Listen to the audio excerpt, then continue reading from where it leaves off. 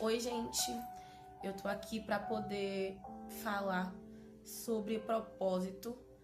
O Espírito Santo tem me impulsionado a pensar, me trazendo a lembrança sobre propósito, porque no tempo de hoje nunca se ouviu falar tanto em propósito. Só que quando a gente pensa em propósito, a gente pensa em coisas grandiosas, a gente pensa em plateias aplaudindo, a gente pensa em visibilidade, a gente pensa em conexão, a gente pensa em network. Só que ser um cristão verdadeiro tem alguns atributos que envolvem ser o testemunha de Cristo, ser um pequeno Cristo, imitar os passos de Cristo. Envolve tantas coisas que a gente entende que é algo grandioso, tem um propósito da parte de Deus, porém a gente não entende no que isso implica no nosso dia a dia. Então o Espírito Santo tem trago à minha mente a consciência de que talvez, só talvez, porque eu gosto de usar essa palavra para não te levar para um lugar de acusação.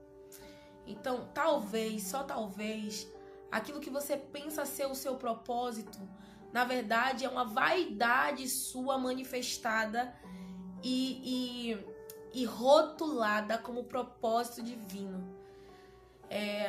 Às vezes a gente pensa que a gente sofre tanto, passa tanto por tantas situações, que em algum momento Deus vai dar uma virada na nossa vida, vai ter uma virada de chave. E que a gente vai ser honrado, e que a gente vai ser ovacionado, que a gente vai ser aplaudido. Só que quando a gente se pega lendo a palavra, entendendo quem Cristo foi, quem Cristo representou na terra, quem Cristo de fato foi, existia um propósito muito grande que envolvia Cristo. E sim, existia uma plateia, existia uma multidão muito grande reconhecendo que Cristo era diferente. Mas dentro do propósito que Cristo veio à terra, a mesma multidão que o aplaudiu foi a mesma multidão que gritou: solta Barrabás e crucifica Cristo. Só que a parte triste, a parte da solidão, da dor, a parte do Getsemane, a parte do suor que virou sangue, a parte da traição, a parte do cada discípulo se dispersar, a parte de alguém que te ama, que diz que te ama profundamente, te negar, a gente às vezes anula. A gente acha que aconteceu com Cristo e que isso vai ficar apenas com Cristo. Que o propósito que nos envolve, apesar de vivermos cenários de escassez, de abandono, de solidão, de tempestades, a gente acredita que o propósito que nos envolve é algo glamouroso, é algo incrível, é algo maravilhoso, que certamente a nossa esperança é alimentada porque a gente acredita que estamos passando na prova, mas certamente o Senhor nos levará a lugares altos. Só que saindo de Cristo e indo para Paulo, eu vejo Paulo, hoje em dia, nós reconhecemos Paulo como o cara, né? Depois de Cristo, a gente acredita que Paulo é o cara.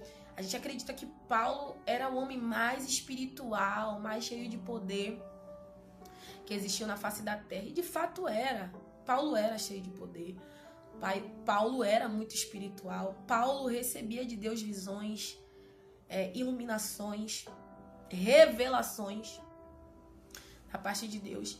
Mas a gente esquece um Paulo que vivia em sua carne uma doença que o atormentava.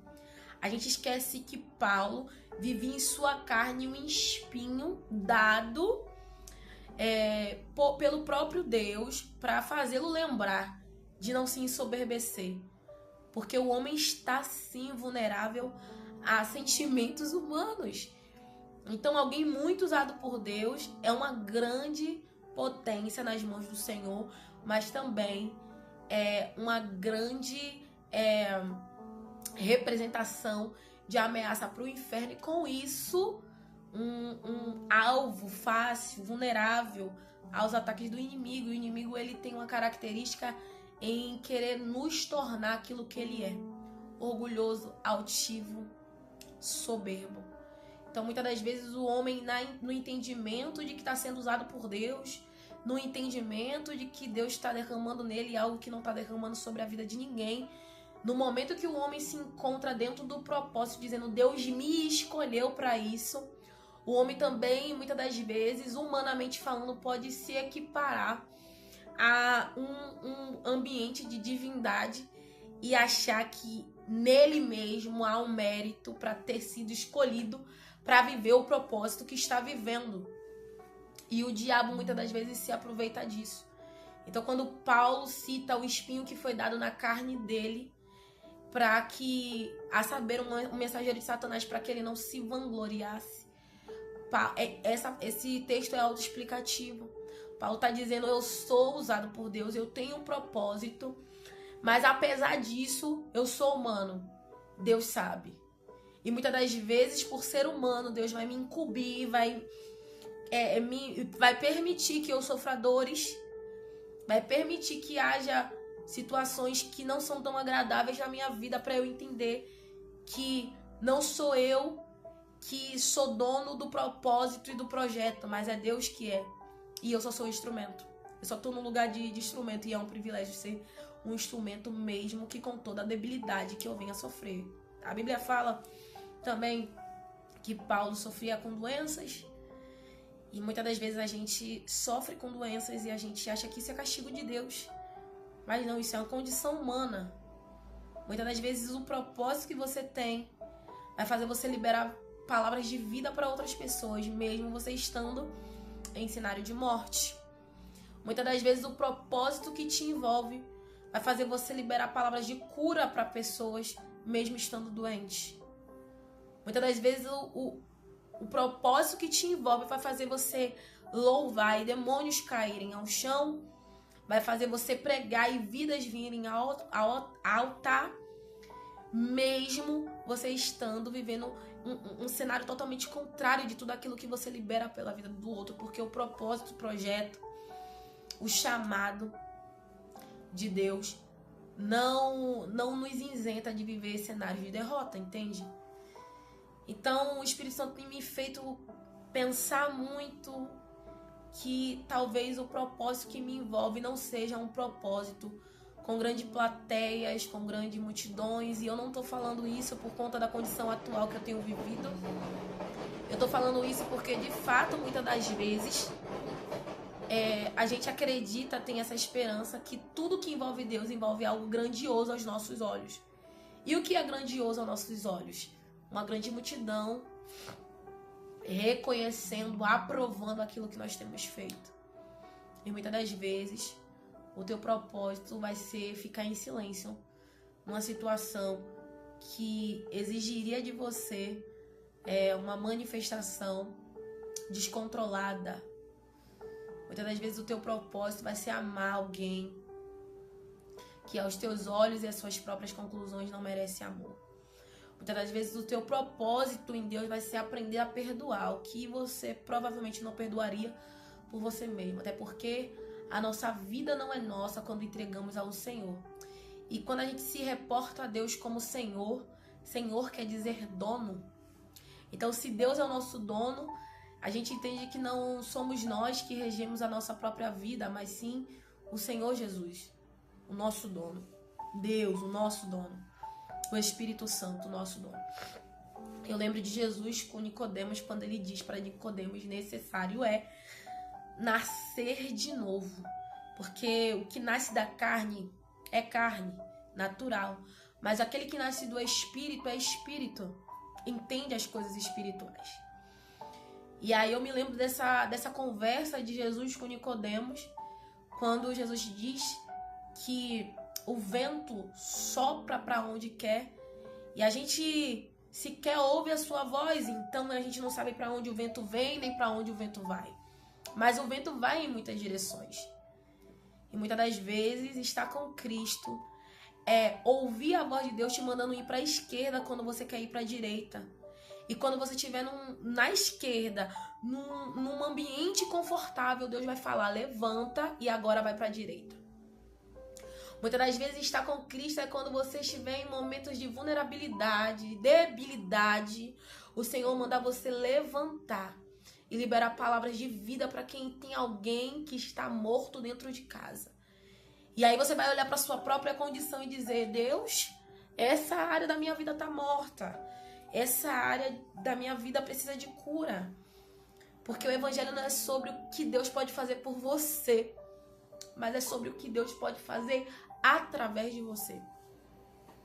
Se você é um instrumento de Deus, você entende que você não foi feito instrumento para benefício próprio, mas para exaltar, glorificar e fazer o Senhor ser conhecido.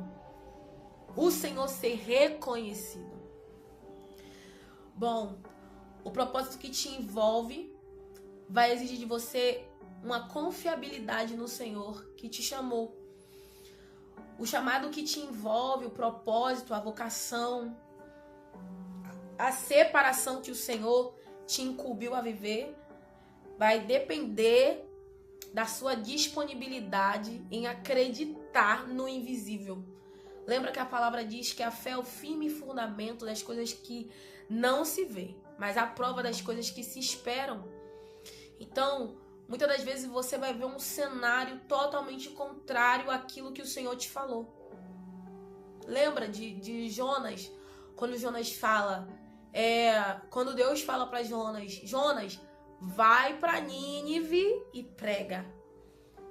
O Senhor não deseja que ninguém se perca. Nem para quem aos nossos olhos são as pessoas mais cruéis. E Jonas, em suas idealizações, em seus medos, porque sentir medo é humano, sentir uma dificuldade de perdoar é humano, sentir uma dificuldade de amar é humano, é carnal, é coisa de carne, é coisa de natural. Mas sabemos que Deus não nos chamou para viver na neutralidade. E não existe neutralidade no mundo espiritual. Ou você é carnal ou você é espiritual. Então, no momento em que Deus queria que Jonas agisse pelo espiritual, ele estava agindo no emocional, no carnal, no físico. E por isso ele foge. Por isso ele se amedronta. Porque quando os nossos sentimentos falam mais alto do que a voz do Senhor, nós pegamos embarcações erradas. Nós vamos para lugares que o Senhor não nos chamou para ir. Lembra do vento? Nós vamos de acordo com o que o vento leva, mas na contramão da ordenança do Senhor. Caminhos invisíveis se apresentam na nossa frente e em vez de agirmos por fé e confiança naquele que nos dirige, nós queremos coerência, nós queremos coisas palpáveis. Jonas foge daquilo que o Senhor o chamou para ser, fazer, para o ambiente em que o Senhor chamou para ele estar. Jonas dorme quando é para estar acordado clamando. E Jonas desobedece quando precisava obedecer. E é óbvio que a gente conhece muito bem a história, conhecemos muito bem os fatos acontecidos ali. Jonas dorme, é jogado no mar, o grande peixe lança Jonas em Nínive. Jonas prega, aquela cidade inteira é salva através da palavra.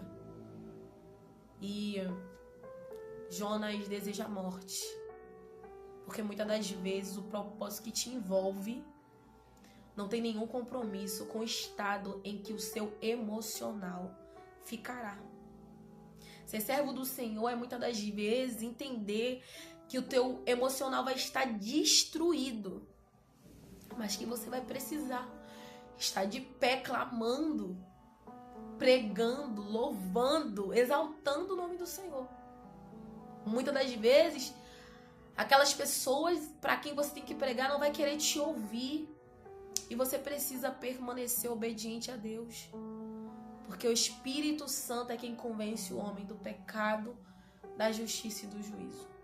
Então eu não sei Se você está esperando Deus fazer uma coisa grandiosa para você acreditar que está inserido no seu propósito de vida com Deus.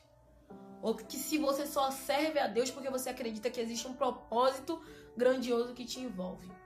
O que eu sei é que quem está comprometido em viver tudo que Deus tem chamado para viver, entende que tem propósitos que serão no anonimato.